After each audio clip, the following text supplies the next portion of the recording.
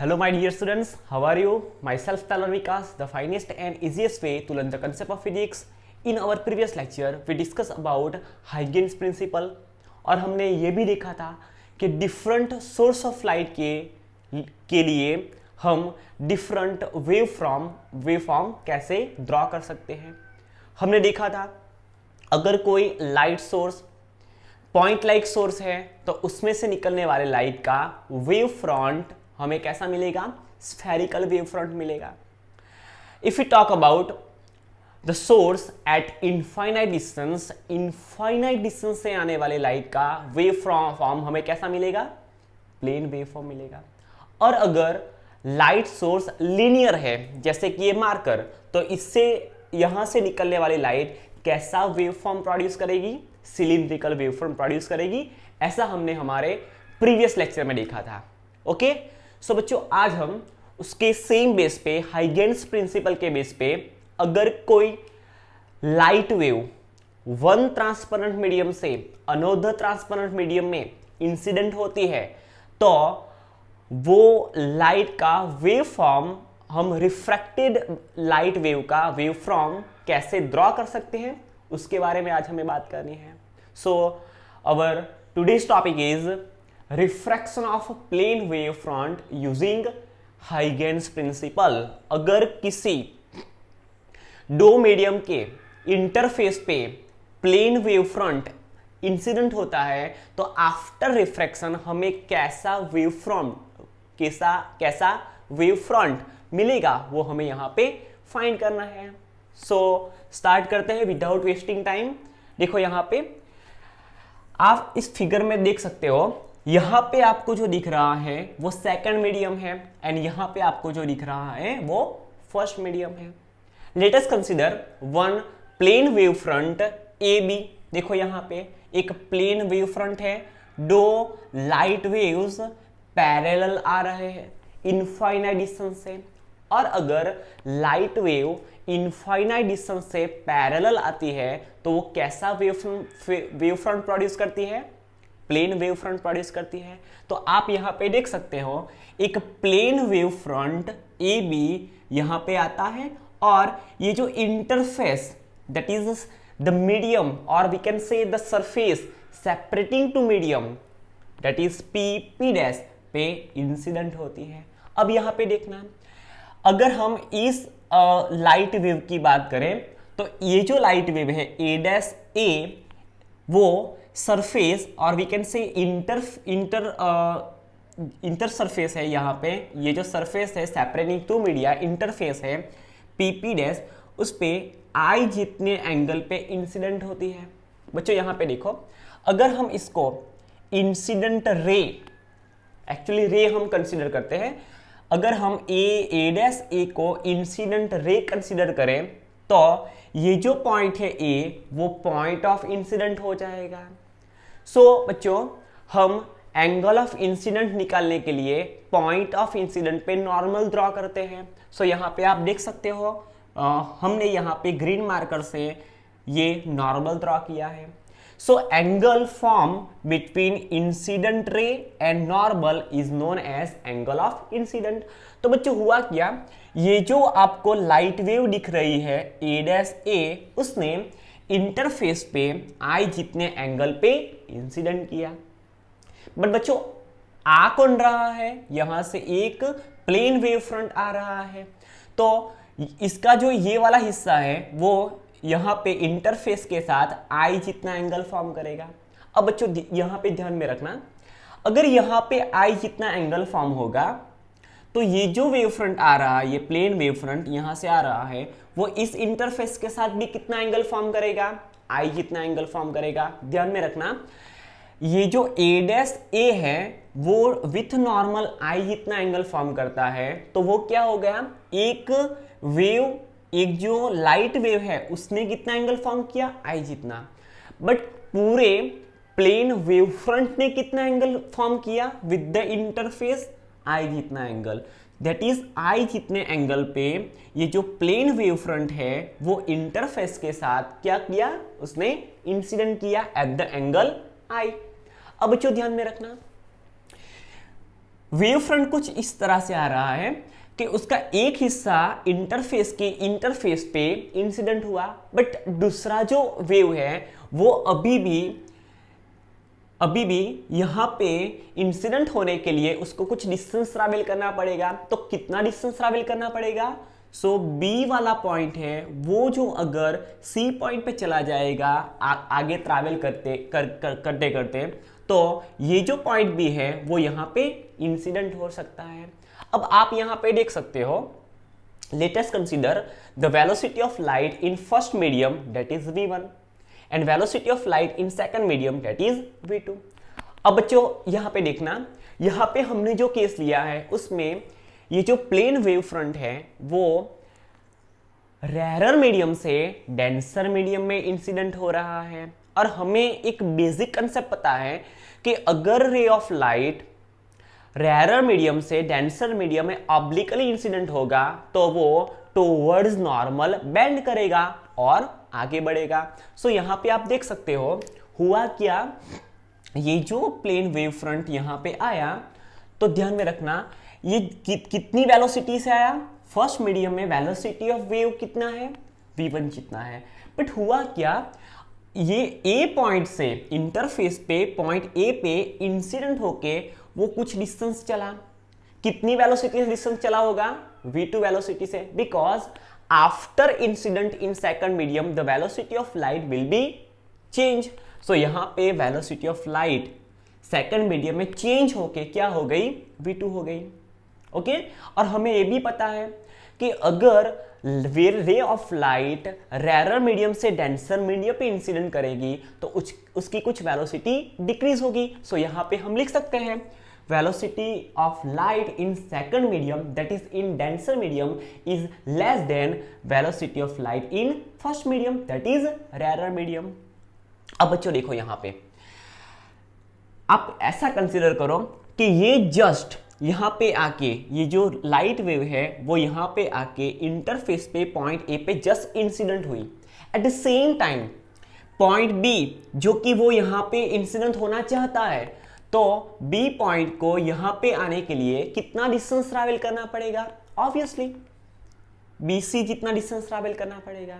अब बच्चों यहां से आने वाला जो लाइट रे है वो कितनी वेलोसिटी से आ रहा है?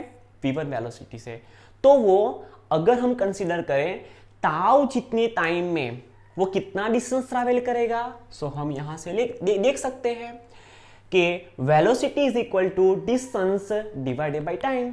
सो अगर हम डिस्टेंस को सब्जेक्ट बनाएंगे so distance is equal to velocity into time. So यहां पे आप देख सकते हो BC डिस्टेंस कितना होगा? B से C तक आने वाली जो लाइट रे है वो v1 वेलोसिटी से आ रही है, टाउ जितना टाइम ले रही है। So we can write BC is equal to v1 tau. This is our equation 1। अब बच्चों ध्यान में रखना B वाला पॉइंट C पॉइंट पे, दैट इज B वाला पॉइंट आगे बढ़ के प्रोपोगेट होके इस इंटरफेस P डैश पे पॉइंट C पे इंसिडेंट होना चाहता है। उतने ही टाइम में, उतने ही टाउ जितने टाइम में ये वाला जो पॉइंट था, ये ए डैश ए वाला जो रे था उसने भी इंटरफेस पे पॉइंट ए पे इंसिडेंट होके वो भी कुछ आगे बढ़ेगा। बट अब बच्चों ध्यान में रखना जितना डिस्टेंस बी वाले पॉइंट ने सी पे आने के लिए जितना डिस्टेंस ट्रैवल किया उससे कम डिस्टेंस यहां पे ए डैश वाला पॉइंट ई पर पहुंचने के लिए करेगा, because velocity of light in denser medium is less than velocity of light in rarer medium। देखो इसमें वेलोसिटी ज्यादा है तो टाउ जितने टाइम में ऑब्वियसली ज्यादा डिस्टेंस ट्रैवल करेगा। मान लो अगर हम यहां से रेस स्टार्ट करते हैं और मेरी कैपेसिटी है यहां से मैं मैक्सिमम 50 किलोमीटर पर आवर की स्पीड से दौड़ सकता हूं और आपकी कैपेसिटी मुझसे ज्यादा है, आप 70 किलोमीटर पर आवर की स्पीड से दौड़ सकते हो। तो होगा क्या, अगर हमें सेम टाइम दिया जाए, हमें 5 मिनट का टाइम दिया जाए और हमें ऐसा बोला जाए कि भाई आप रेस लगाओ कौन ज़्यादा डिस्टेंस ट्रैवल करेगा, तो ऑब्वियसली टाइम सेम है दोनों के लिए, टाइम इंटरवल दोनों के लिए सेम है, बट आपकी वेलोसिटी मेरी वेलोसिटी के कंपेयर में ज़्यादा है, तो ऑब्वियसली आप ज़्यादा डिस्टेंस ट्रैवल करोगे। सेम यहाँ पे भी ऐसा है। देखो यहाँ पे हुआ क्या, ये जो पॉइंट है, ये जो लाइट रे है वो पॉइंट ए पे आके इंसिडेंट तो हुई, बट अब उसको डिस्टेंस किस में ट्रैवल करना है, सेकंड मीडियम में। और सेकंड मीडियम में velocity of light first medium की कंपेयर में कुछ कम है, तो वो उतने ही टाइम इंटरवल में डिस्टेंस तो ट्रैवल करेगी, बट फर्स्ट मीडियम में जितना डिस्टेंस ट्रैवल हुआ उतना डिस्टेंस नहीं ट्रैवल कर सकेगी, बिकॉज उसकी वेलोसिटी डेंसर मीडियम में रेरर मीडियम की कंपेयर में कुछ कम हो जाएगी। सो यहाँ पे आप देख सकते हो एक दूसरी बात, according to Huygens principle, every point on a wave front acts as a secondary disturbance, and that secondary disturbance produce their own wavelets। तो यहाँ पे आप देख सकते हो ये एक प्लेन वेव फ्रंट है। सो प्लेन वेव फ्रंट के बहुत सारे पॉइंट्स हो गए, आप यहाँ पे कंसीडर कर सकते हो, ये सभी पॉइंट्स हैं। तो होगा क्या बच्चों, ध्यान में रखना, हम दो पॉइंट को ही कंसीडर करके चल रहे हैं यहाँ पे, ए और बी, बट ए और बी के बीच में ये जो प्लेन वेव फ्रंट है उसमें इनफाइनाइट जितने पॉइंट हो गए, होगा क्या, सबसे पहले पॉइंट ए इंसिडेंट किया, वो आगे बढ़ा, अपने एक्चुअल पाथ से स्लाइडली बैंड होके, आपको रिफ्रैक्शन फिनोमिना पता है, when the ray of light incident obliquely from one medium to another medium, it will change its path of propagation from its actual path. It is bending phenomena of light is known as refraction of light। So हुआ क्या बच्चों, यहाँ पे ये जो A' वाला जो light रे है वो फर्स्ट मीडियम से सेकंड मीडियम में इंसिडेंट हुआ, तो अपना जो एक्चुअल पार्ट है उससे स्लाइटली बैंड हुआ और आगे चला।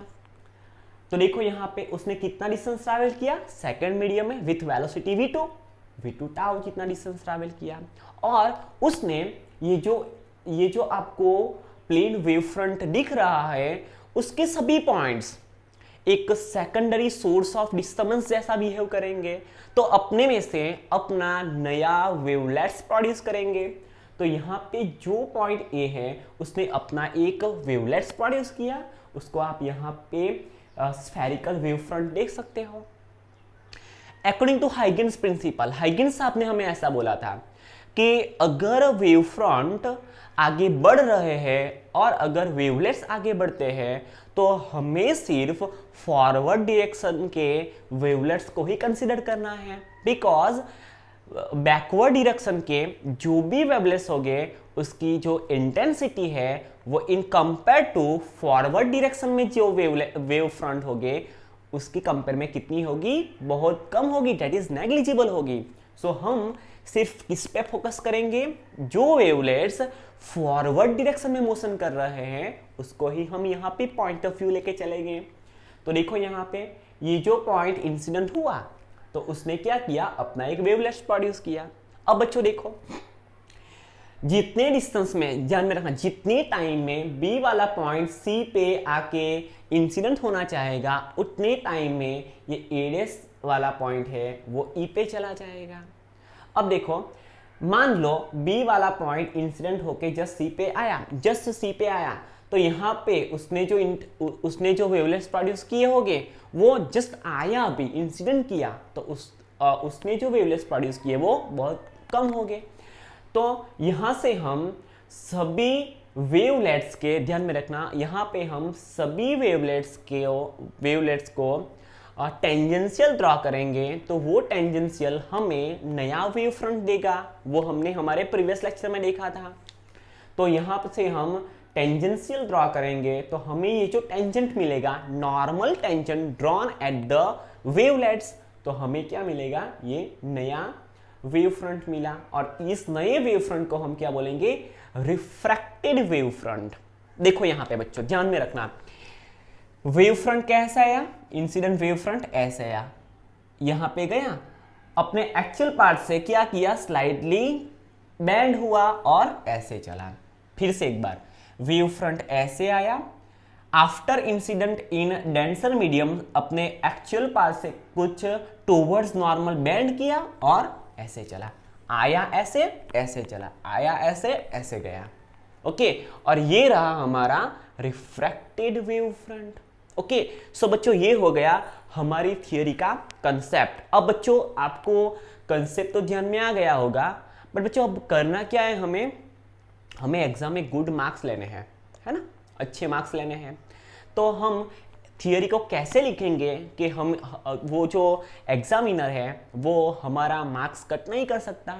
तो देखो यहाँ पे आपको सबसे पहले क्या करना है, एक अच्छी फिगर ड्रॉ करनी है, नीट एंड क्लीन। ओके, मैंने तो ऐसी ड्रॉ नहीं की है, बट आपको क्या करना है, एक नीट एंड क्लीन मस्त फिगर ड्रॉ करनी है। और फिगर को यहाँ पे इंडिकेट भी करना है कि भाई ये जो आ रहा है वो इंसिडेंट प्लेन वेव फ्रंट है, और ये जो आपको मिला वो रिफ्रैक्टेड वेव फ्रंट है। ये जो फर्स्ट मीडियम है वो रेयर मीडियम है, जो सेकंड मीडियम है वो डेंसर मीडियम है। बच्चों हमारे सिलेबस में ऐसी एक दूसरी थियरी है जिसमें भी सेम हेडिंग सेम है, refraction of plane wave front using Huygens principle, but उसमें क्या है, उसमें ray of light denser medium से रेयर मीडियम में इंसिडेंट होती है। वो भी हम देखेंगे, बराबर। ये ऐसी है, उसमें कुछ चेंजेस नहीं है। देखो ये रहा हमारा रेयर मीडियम, ये रहा हमारा डेंसर मीडियम। बी से सी तक आने वाली जो लाइट रे है उसकी वेलोसिटी क्या है, v1 जितनी है। सेकंड मीडियम में वेलोसिटी ऑफ लाइट क्या है, v2 जितनी है। सो सेम टाइम इंटरवल में फर्स्ट मीडियम में जो डिस्टेंस ट्रैवल होगा वो सेकंड मीडियम में ट्रैवल होने वाले डिस्टेंस से कुछ ज्यादा होगा। सो यहां पे हम लिख सकते हैं, देखो how to write theory, let PP dash represent the surface separating medium 1 and 2. You can see this in we are talking about this interface P dash. It is a surface separating two medium, first rarer medium and second one is denser medium. दोनों medium को separate करता हुआ एक ऐसा surface है जिसको हम क्या बोलेंगे, interface, that is PP dash. अब होगा क्या, v1 and v2 are the speed of light in first medium and second medium respectively. First medium में जो लाइट रे आ रही है उसकी वेलोसिटी v1 है और सेकंड मीडियम में v2 जितनी है। अब बच्चों ध्यान में रखना, assume a plane wave front A B, आप यहां पे देख सकते हो ये plane wave front A B यहां से आया, propagating in the direction A dash A वाली डायरेक्शन में क्या कर रहा है, वो आगे बढ़ रहा है, दैट इज प्रोपोगेट कर रहा है। Incident on the interface at an angle I, आप यहां पे देख सकते हो ये जो PP डैश इंटरफेस है, सरफेस सेपरेटिंग टू मीडिया है, उस पे ये जो प्लेन वेव फ्रंट AB है वो इंसिडेंट हुआ एट एन एंगल आई जितने एंगल पे इंसिडेंट हुआ। Now let tau be the time taken by the wave front to travel the distance PC. अब देखो ये तो जस्ट आया अभी और आगे बढ़ा अपने एक्चुअल पार्ट से कुछ स्लाइडली टिल्टेड होके, स्लाइडली अपना पार्ट चेंज होके आगे बढ़ा, उतने ही टाइम में, उतने ही टाउ जितने टाइम में ये पॉइंट B है वो C पे जाना चाहेगा, तो कितना डिस्टेंस ट्रैवल करेगा, BC जितना। तो distance is equal to velocity into time. So time कितना इंटरवल लिया हमने, टाउ जितना। Velocity of light wave in first medium v1 जितना है। So distance travel by wave front, plane wave front AB in first medium to reach at interface PP dash, that is BC is equal to v1 into tau.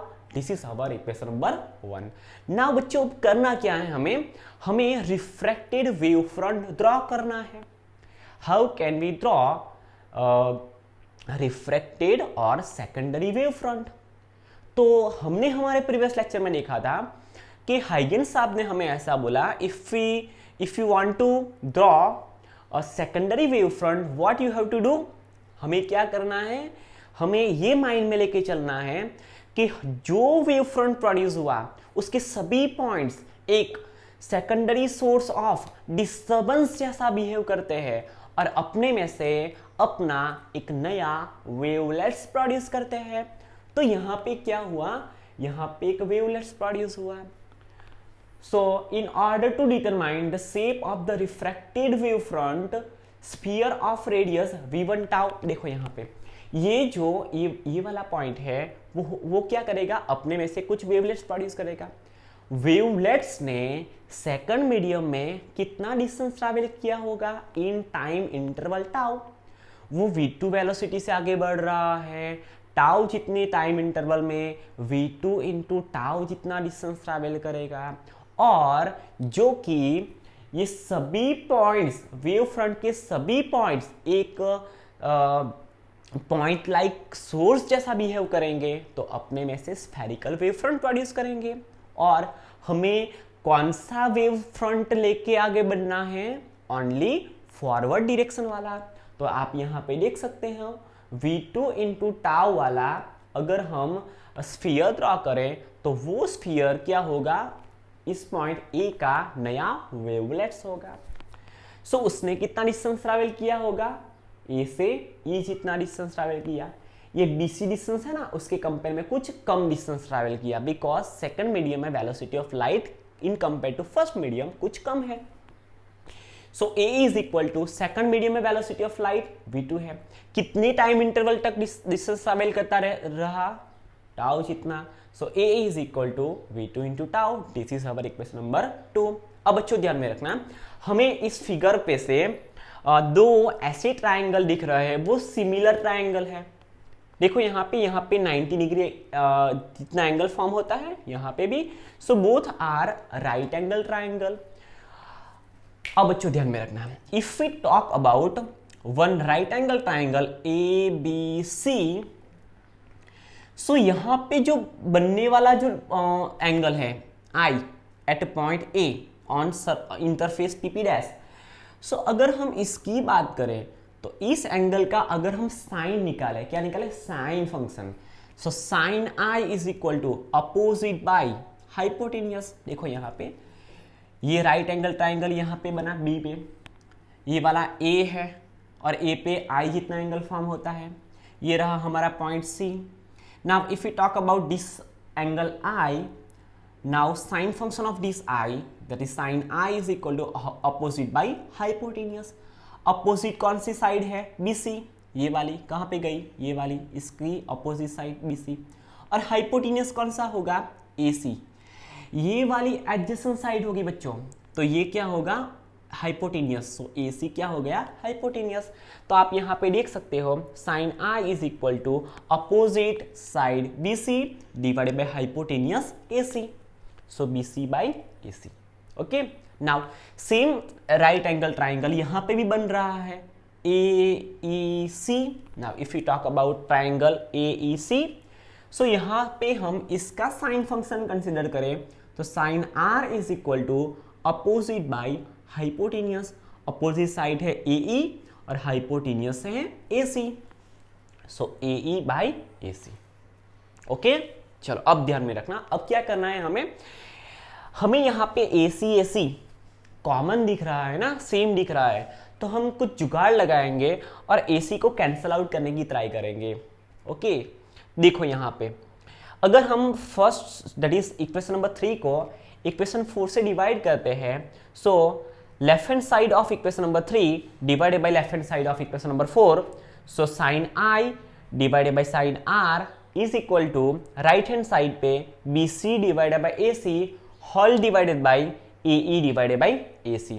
यहाँ पे ये जो AC part है वो numerator का denominator है, सो वो denominator part में चला जाएगा, और यहाँ पे डिनोमिनेटर पार्ट में AE डिवाइडेड बाई AC है, तो यहाँ पे जो AC है वो डिनोमिनेटर का डिनोमिनेटर है, वो न्यूमेरेटर में चला जाएगा, and AC cancel out, so we can write sin I divided by sin R is equal to BC divided by AE।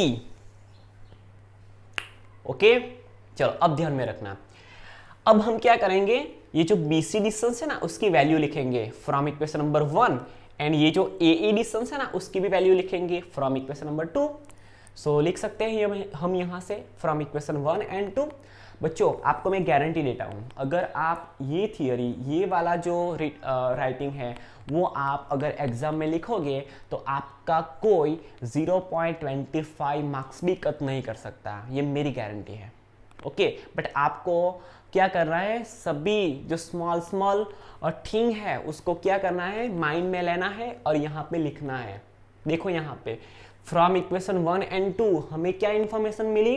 Equation 1 हमें ऐसा कहता है, instead of writing BC distance we can write V1 into tau and AE is equal to V2 into tau. So हम यहाँ पे लिख देंगे।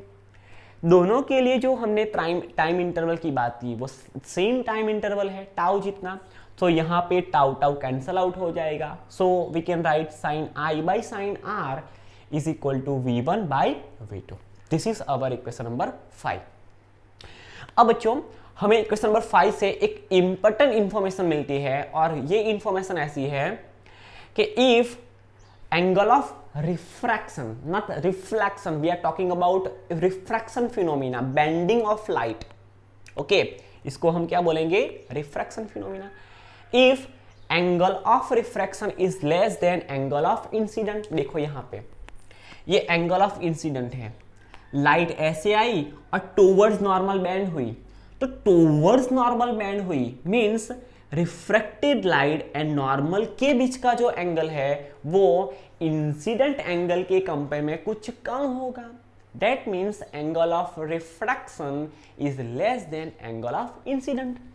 So if angle of refraction is less than angle of incident, ऐसा कब होगा, when the रे of light incident from rarer medium to denser medium, or we can say one transparent medium to another transparent medium, and light will bends towards normal in second medium, तभी ऐसा हो सकता है।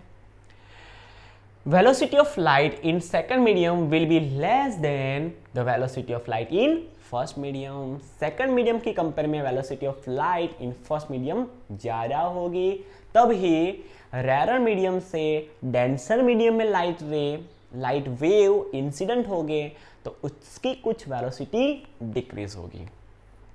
अब बच्चों ध्यान में रखना, हमने मे बी हमारे 10th स्टैंडर्ड में ऐसा सीखा था कि ये जो रिफ्रैक्ट, ध्यान में रखना बच्चों, ऐसा क्यों हुआ कि भाई रेयर मीडियम में वेलोसिटी ऑफ लाइट ज़्यादा है in compare to denser medium, तो ऐसा क्यों है, डिफरेंट मीडियम में लाइट की जो वेलोसिटी है वो डिफरेंट क्यों है।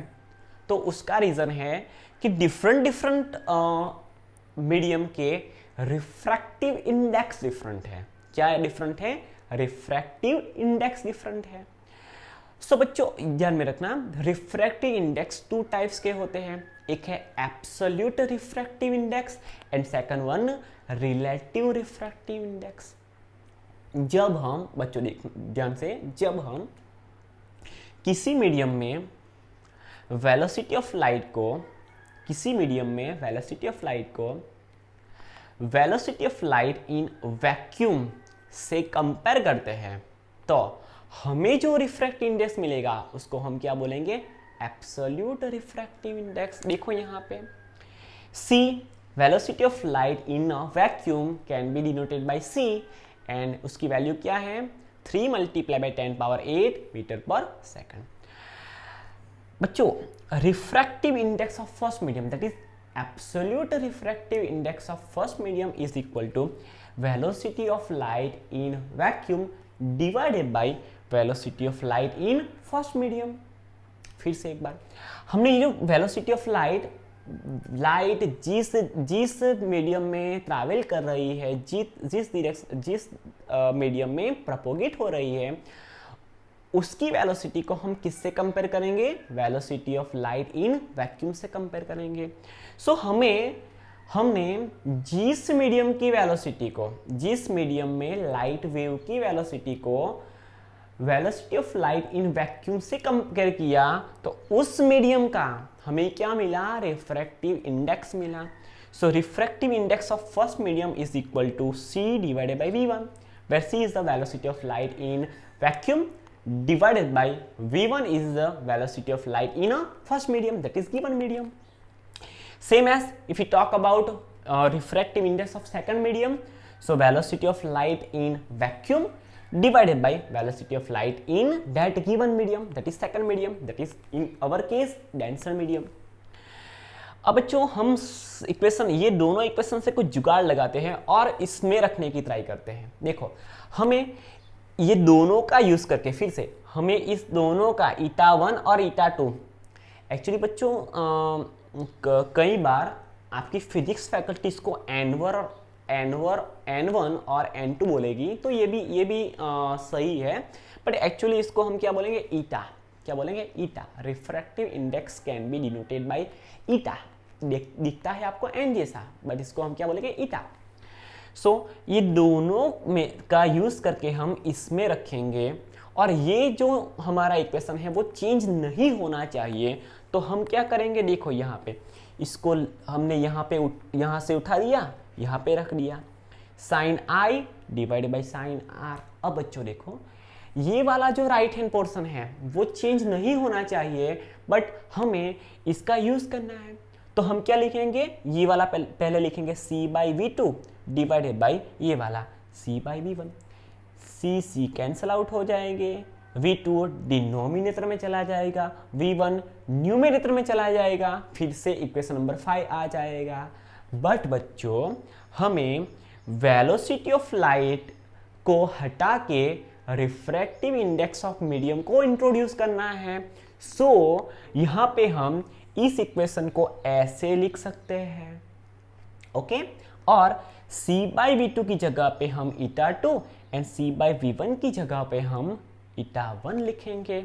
सो after interchange sine i divided by sin r is equal to c by v2 is equal to eta 2 divided by c by v1 is equal to eta 1.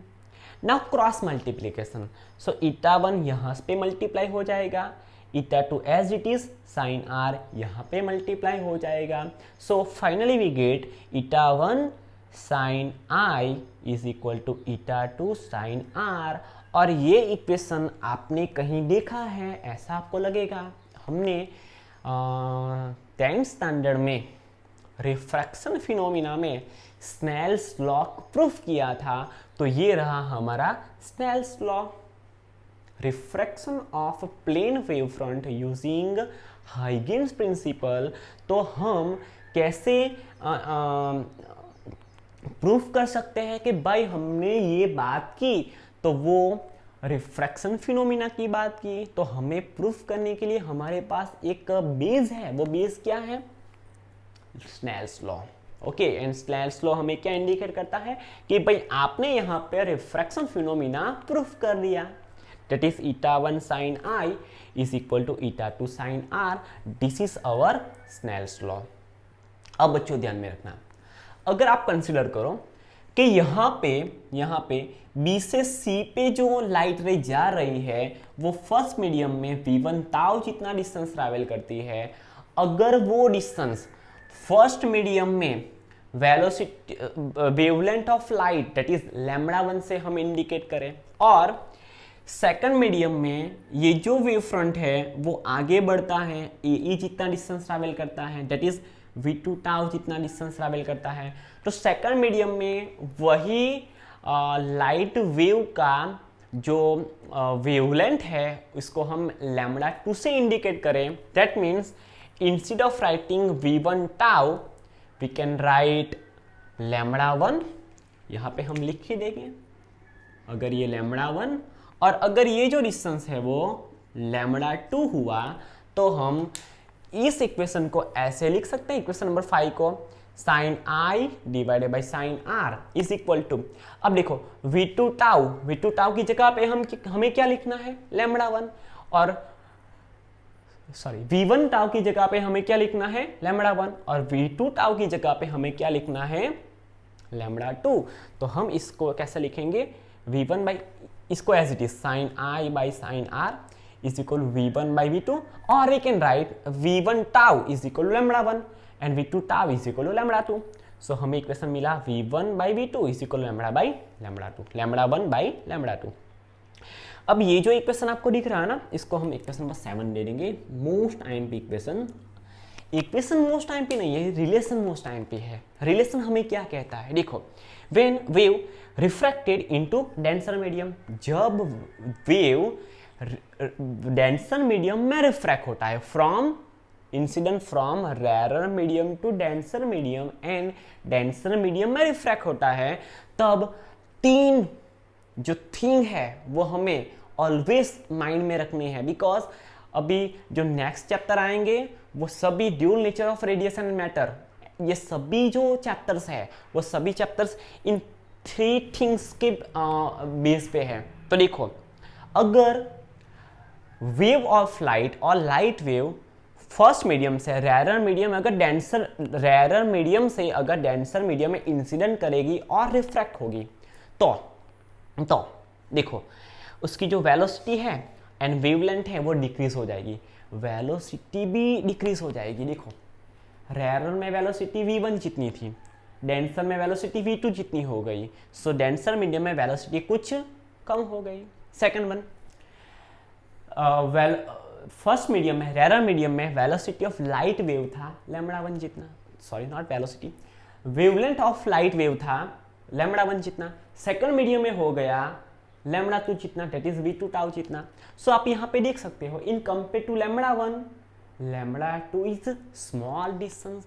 सो जब light rarer medium से denser medium में incident होती है तब उसकी velocity तो decrease होती है, साथ साथ उसकी जो वेवलेंथ है वो भी डिक्रीज होगी।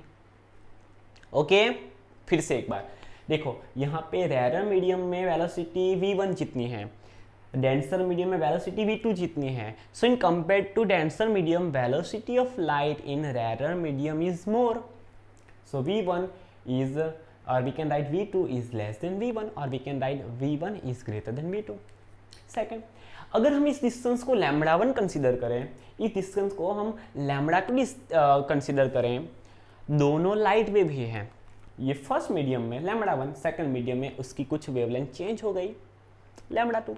सो यहाँ पे आप देख सकते हो, in compare to λ2 λ1 is more distance, so wavelength of light also will be changed when the light wave travel from rarer medium to denser medium, change होगी, decrease होगी।